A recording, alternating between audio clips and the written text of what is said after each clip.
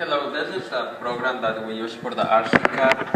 So here we have a main loop, a while loop that will perform the just repeating operation. Inside this while loop, we have a for loop, which is used to have 5 samples for the pulse width modulation signal that is acquired by this MIDAC. If we increase the number of samples, we're going to get a better resolution of the pulse width modulated signal. However, the reaction time will be slower.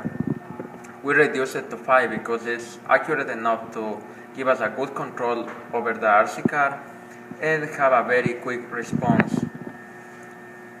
The DACA systems acquires the signal and it is measured by this timing and transition measurements, which is detecting the pulse width modulated signal.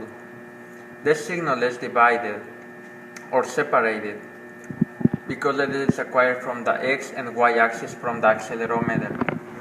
The upper one is the convert from dynamic data to a scalar number. It's used for the front and back control, and the lower one is used for the left and right control.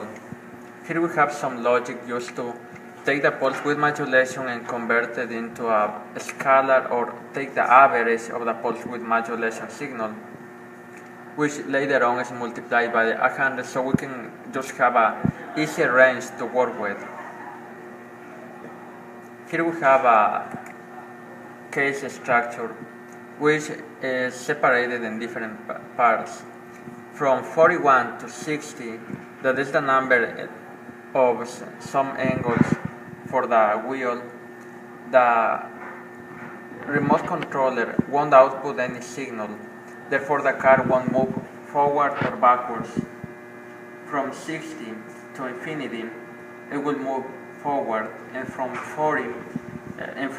negative infinity to 40, it will move backwards. We have the same thing for the left and right. Our numbers are 33 to 67 to do nothing, 68 to infinity to move right, and from negative infinity to 32 to move left.